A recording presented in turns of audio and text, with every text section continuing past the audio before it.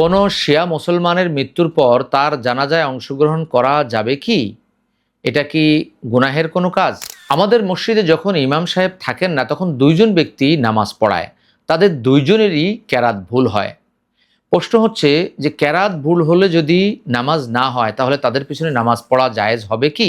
চার মাযহাব যদি কোরআন সুন্নাহ ভিত্তিক হয়ে থাকে, তাহলে ফিকহি মাসালাতে এত মতভেদ কেন? কোনো শিয়া মুসলমানের মৃত্যুর পর তার জানাজায় অংশগ্রহণ করা যাবে কি? এটা কি গুনাহের কোনো কাজ? কোনো শিয়া সে যদি মৃত্যুবরণ করে, তার জানাজায় স্বাভাবিকভাবে অংশগ্রহণ করা বৈধ নয়। এটা আহলে সুন্নাত ওয়াল জামাতের মতামত। কেননা শিয়াদের ব্যাপারে অধিকাংশ সালাফদের এই মত হচ্ছে যে শিয়ারা কাফের। তাদের মধ্যে সবচাইতে ভালো শিয়া যারা, তারাও সাহাবীদেরকে গালি দিয়ে থাকেন। অথচ ৯ নম্বর সূরা, সূরা তাওবার ১০০ নম্বর আয়াতে আল্লাহ বলেছেন, রাদিয়াল্লাহু আনহুম ওয়া রাদু আন। তারা আল্লাহর উপর খুশি, আল্লাহও তাদের উপর খুশি।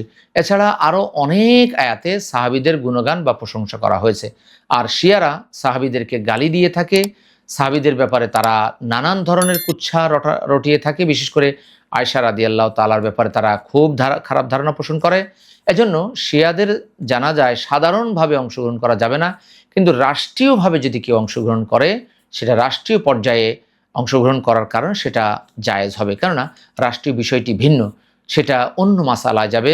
৫ নম্বর সূরা, সূরা আল মায়েদার ৩ নম্বর আয়াতের আলোকে। অর্থাৎ কেউ যদি বিপদে পড়ে শূকরের গোস্তও খায়, সেটা যেমন জায়েজ, ঠিক তেমনিভাবে রাষ্ট্রের সাথে রাষ্ট্রের একটা সম্পর্ক থাকে, ওই সম্পর্ককে অটুট রাখার জন্যই মূলত জানাজায় কেউ অংশগ্রহণ করলে সেটা গুনাহের কোনো কারণ হবে না। আমাদের মসজিদে যখন ইমাম সাহেব থাকেন না, তখন দুইজন ব্যক্তি নামাজ পড়ায়। তাদের দুইজনেরই কেরাত ভুল হয়। প্রশ্ন হচ্ছে যে কেরাত ভুল হলে যদি নামাজ না হয়, তাহলে তাদের পিছনে নামাজ পড়া জায়েজ হবে কি?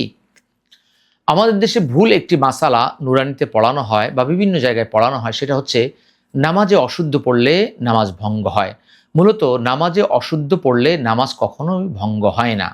আমাদের দেশে এখনও অনেক আলিয়া মাদ্রাসা বা অনেক কওমি মাদ্রাসার হুজুররা রয়েছেন, ভালো ভালো বক্তারা রয়েছেন, যারা কালু বলেন, খালাক না বলেন, অকাল আর কাবু, অকালু খালাক না খায়রুম মিন আলফিসার, এটা বলে, যেটা তাজবিদের দৃষ্টিকোণ থেকে ভুল।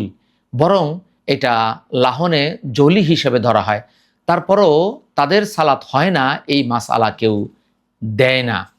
কিন্তু কোন ভুলে বা কোন ধরনের ভুলে আমাদের নামাজ ভঙ্গ হবে, এই বিষয়ে আমাদের ইমাম ও সালাফগণ জানিয়েছেন, কেউ যদি ইচ্ছা করে কোরআনের আয়াতের বা শব্দের বিকৃতি ঘটায়, তাহলে তার সালাত ভঙ্গ হয়ে যাবে।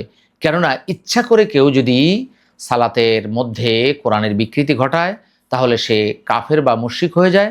আর কাফের, মুশরিক, নাপাক, এই অর্থে তার সালাত ভঙ্গ হয়ে যায়। এছাড়া স্বাভাবিকভাবে সালাত ভঙ্গ হওয়ার কোনো দলিল খুঁজে পাওয়া যায় না। চার মাযহাব যদি কোরআন সুন্নাহ ভিত্তিক হয়ে থাকে, তাহলে ফিকহি মাসালাতে এত মতভেদ কেন? খুব চমৎকার একটি প্রশ্ন করেছেন। চার মাযহাব যদি কোরআন সুন্নাহ ভিত্তিক হয়ে থাকে, তাহলে ফিকহি মাসালায় এত মত পার্থক্য কেন? মূলত ফিকহি মাসালায় যে মত পার্থক্য, সেটি কোরআন সুন্নাহরই একটি অংশ। রাসূলুল্লাহ সাল্লাল্লাহু আলাইহি ওয়াসাল্লাম থেকে নানানভাবে নানান হাদিস এসেছে। যেমন রাসূলুল্লাহ সাল্লাল্লাহু আলাইহি ওয়াসাল্লাম থেকে জোরে আমিনের হাদিস যেমন এসেছে, আস্তে আমিনের হাদিসও এসেছে। এজন্য ইমামগণ জোরে আমিনের হাদিস যেভাবে বর্ণনা করেছেন, তারা জোরে আমিনের মাসালা যেভাবে নিয়েছেন, ঠিক তেমনিভাবে আস্তে আমিনের মাসালাও তারা গ্রহণ করেছেন। এটা কোনো বৈপরীত্য না বা বিপরীত কোনো বিষয় না, বরং ইসলামের একটি সৌন্দর্য।